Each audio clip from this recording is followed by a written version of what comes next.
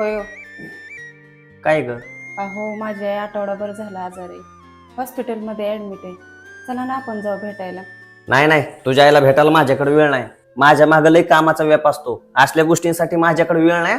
तसलं परत मला काय सांगू नकोस. अहो पण ऐका ना. अजिबात काय सांगू नको, सांगितलं ना तुला.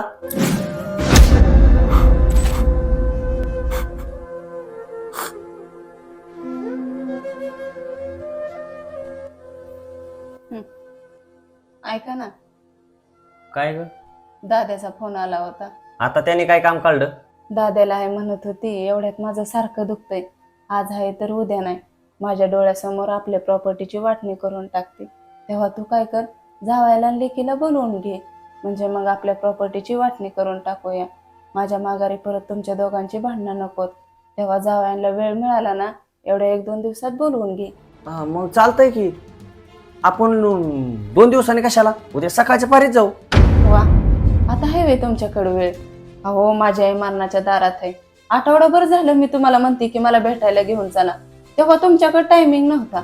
तेव्हा तुमचं बिझी शेड्यूल. अहो त्यांच्या प्रॉपर्टीचा हिस्सा मिळायचा म्हणल्यावर तुम्ही उद्याच लगेच निघालात. अहो त्यांच्या प्रॉपर्टीचा हिस्सा तर तुम्हाला भेटेलच, पण तिच्या आशीर्वादाचा हिस्सा तुम्हाला भेटणार नाही. त्याच्यासाठी माणूस पण असावं लागतं, आणि ते माणूस पण तुमच्याकडे नाही. आणि त्याच्या पुढे जाऊन पण सांगते, हे तारुण्य पण आयुष्यभर नाही. आपल्याला पण मुलं आहेत, आपल्याला पण त्याच्यातून जायचंय.